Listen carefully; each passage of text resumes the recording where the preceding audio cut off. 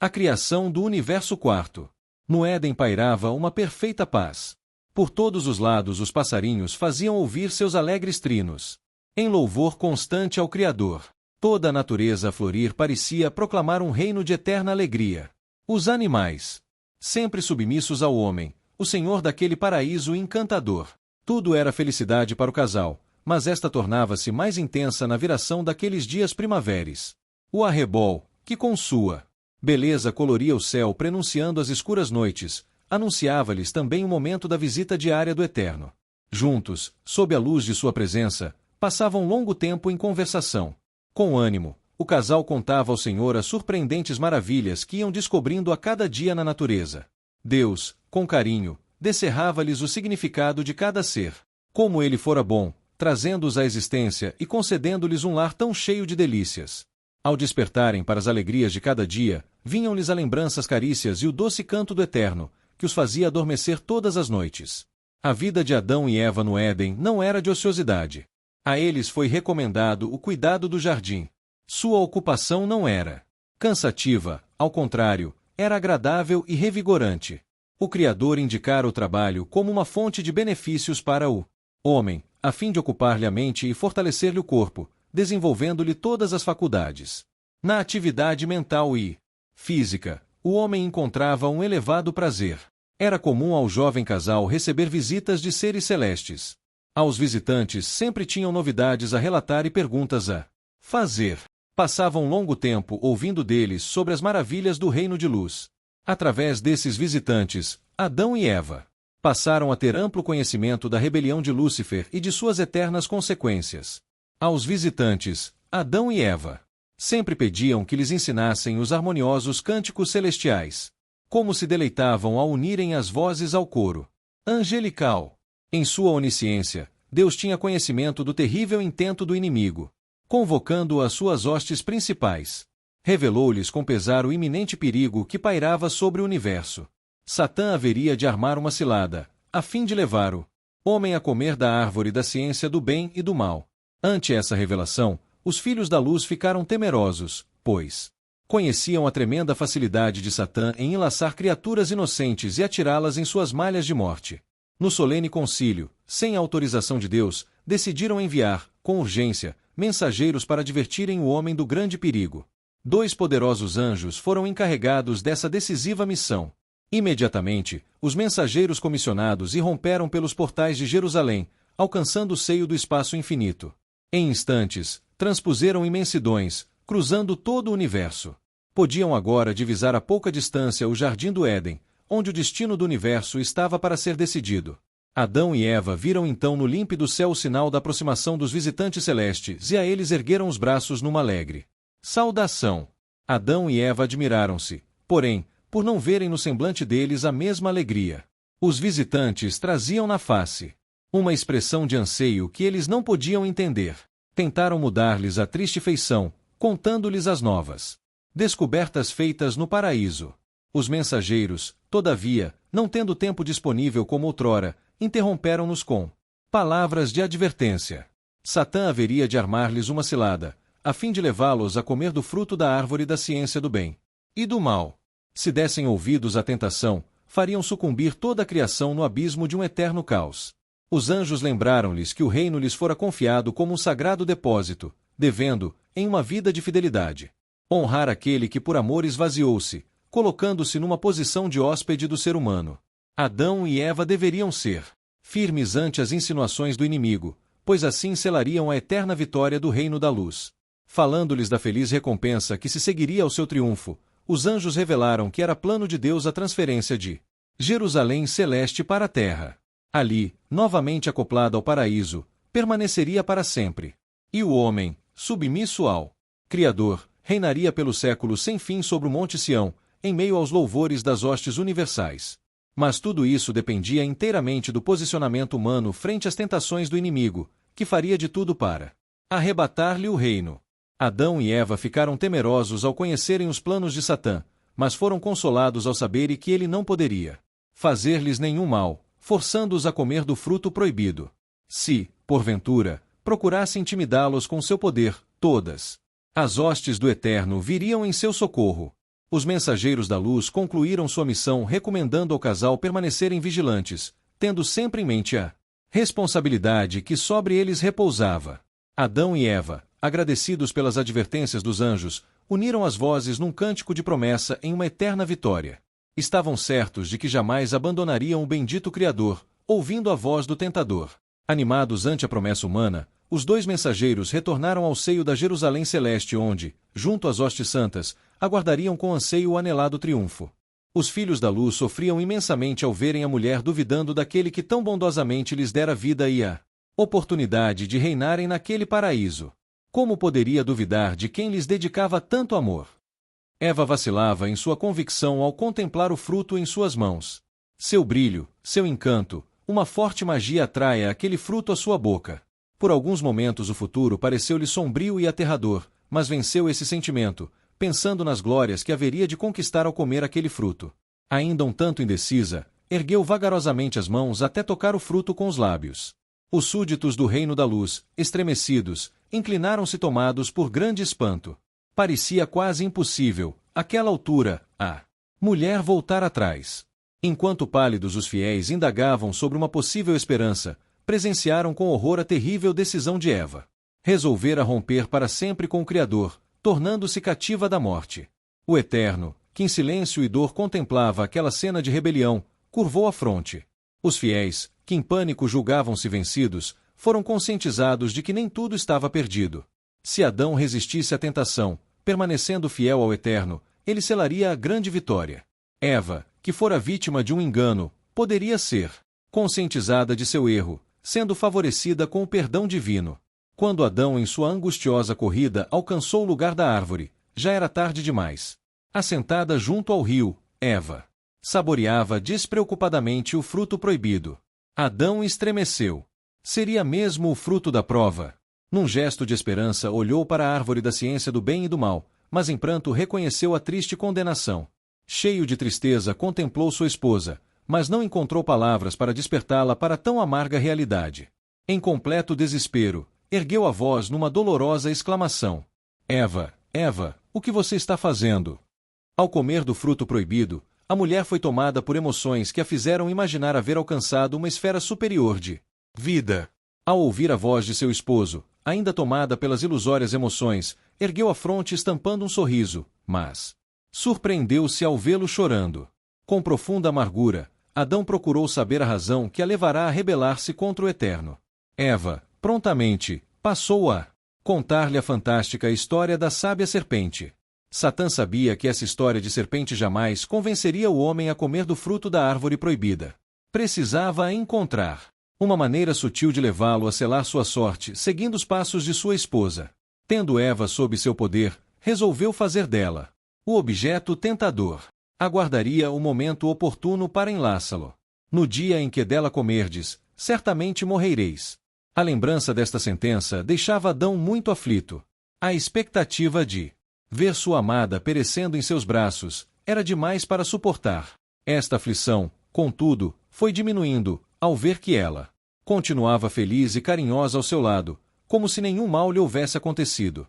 Aliviado, Adão voltou a sorrir, correspondendo aos afetos de sua companheira. Rendia-se às mais doces emoções, longe de saber que era o inimigo quem o envolvia naqueles abraços. Nesse momento de enlevo, Eva começou a falar-lhe de sua experiência com a ciência do bem e do mal. Falou-lhe dos tesouros da sabedoria que lhe haviam sido abertos. Em seu novo reino, viveria muito feliz. Entretanto, essa felicidade seria incompleta sem a participação de seu esposo. Falou-lhe da impossibilidade de retroceder em seus passos, e insistiu para que ele a seguisse. Depois de falar-lhe de sua decisão, Eva, com um doce sorriso, estendeu-lhe as mãos contendo um fruto, pedindo-lhe que o comesse numa demonstração de seu amor por ela. Com a voz tentadora em seus ouvidos, Adão assentou-se no gramado em profunda reflexão. Sua face tornou-se novamente pálida e suas mãos trêmulas. Temia rebelar-se contra o Criador, mas ao mesmo tempo compreendia que não conseguiria viver separado de sua companheira, a quem amava com infinito amor. Eva era a carne de sua carne, a extensão de seu ser. Sentia-se angustiado ao ter de tomar uma decisão tão séria. A palidez do rosto de Adão refletiu-se no semblante de todos os fiéis ao Eterno. Ouviram a insinuação do inimigo e perceberam com horror a vacilação do homem. A indecisão de Adão deixava-os desesperados. Obedecesse ele àquela proposta de Satã, toda a felicidade seria eternamente banida. Nas decisões do ser humano estava o destino de todo o universo. Depois de intensa luta íntima, Adão olhou para sua companheira, a ela unira-se em promessas de uma eterna entrega. Não a deixaria só agora. Partilharia com ela os resultados da rebelião. Tomou então das mãos de Eva um fruto e, num gesto apressado, levou-o à boca. Procurando abafar a voz de sua consciência, que lhe falava de uma eterna perdição, Adão lançou-se nos braços de sua esposa, desfrutando o alto preço de sua rebelião. Satã, com brados de triunfo, deixou o paraíso, voando rapidamente para junto de suas inumeráveis hostes, que aguardavam ansiosas o resultado de tão arriscada tentativa. Ao saberem da desgraça humana, uniram-se numa estrondosa festa. Sentiam-se seguros.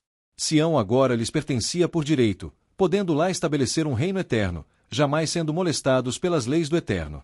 Em todo o universo os filhos da luz sofriam e pranteavam a derrota. Nunca houvera tanta tristeza e horror ante o futuro.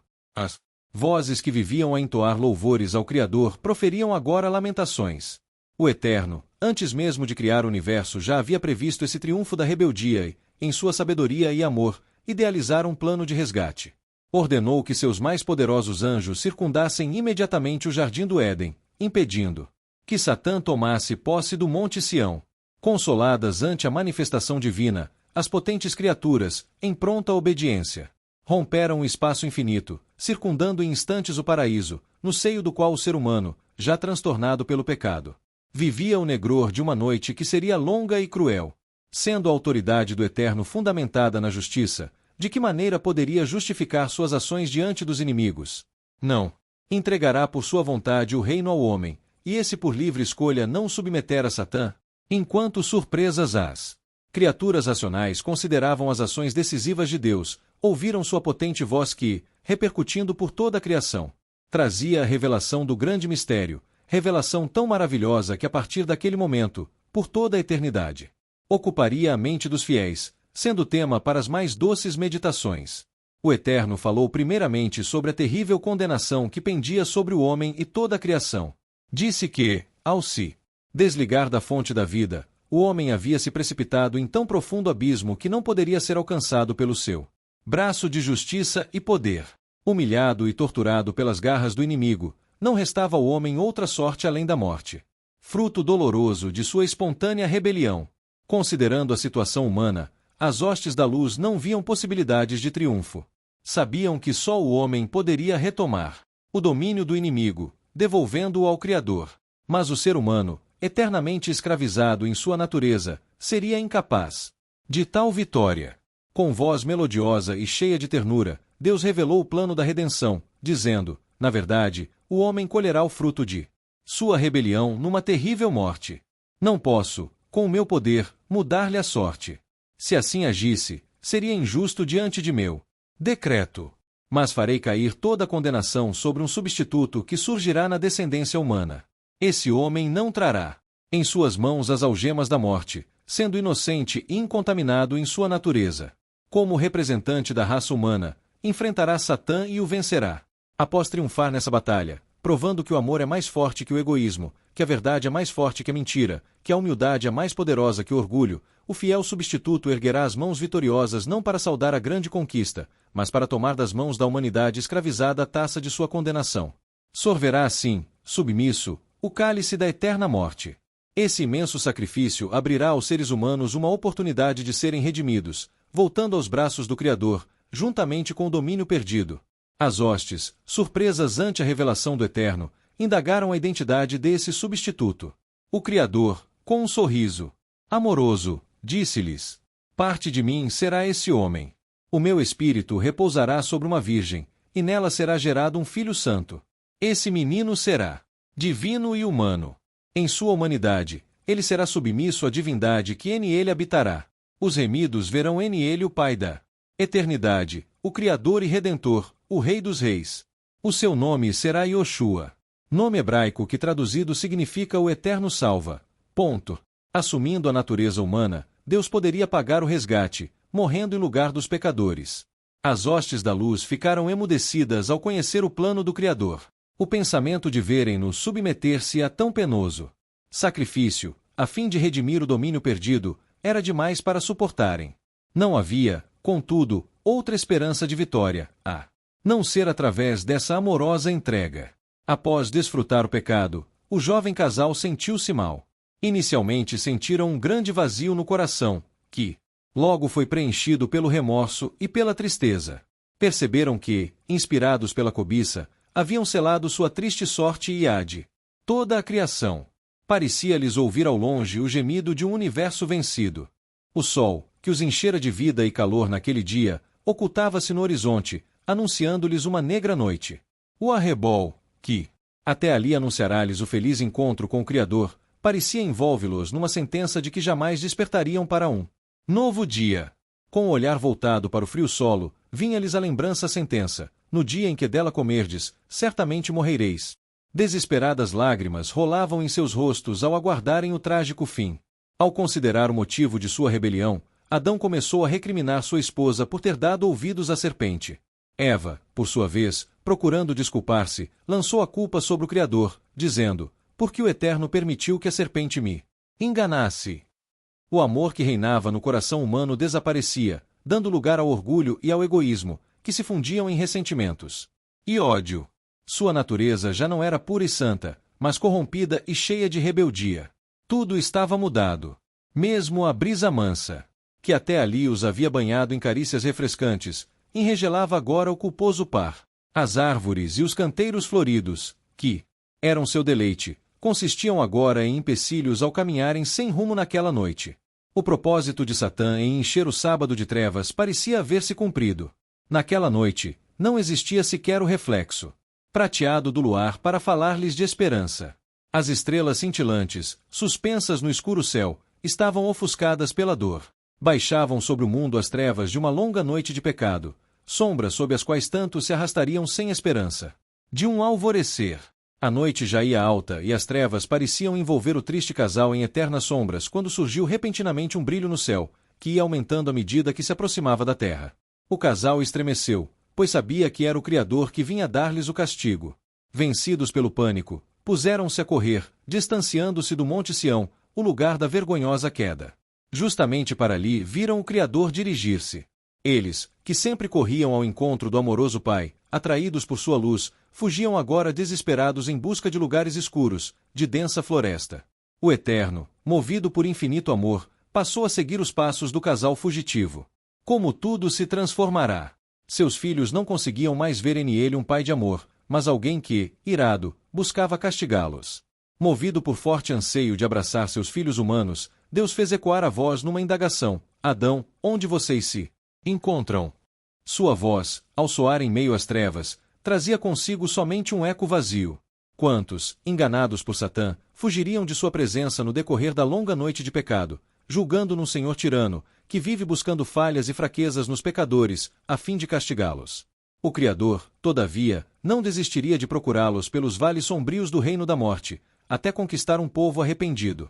Adão e Eva, exaustos pela pressurosa fuga, esconderam-se por entre a folhagem de um pé de figueira. Reconhecendo sua nudez, procuraram fazer aventais cosendo aquelas folhas. Vestidos assim, julgaram poder livrar-se do sentimento de vergonha ante o Criador. O Eterno, aproximando-se do local onde o casal se escondia, perguntou: Adão, onde estão vocês? Não podendo mais se ocultar de Deus, Adão ergueu-se juntamente com sua companheira e, cabisbaixos, apresentaram-se ao Criador, prostrando-se trêmulos a seus pés. Não conseguiram encará-lo mais, devido ao senso de culpa. O Criador, carinhosamente, tomou-os pelas mãos, erguendo-os do chão, e, com expressão de tristeza no semblante, perguntou-lhes: Por que vocês fugiram de mim? Acaso comeram do fruto da árvore da ciência do bem e do mal?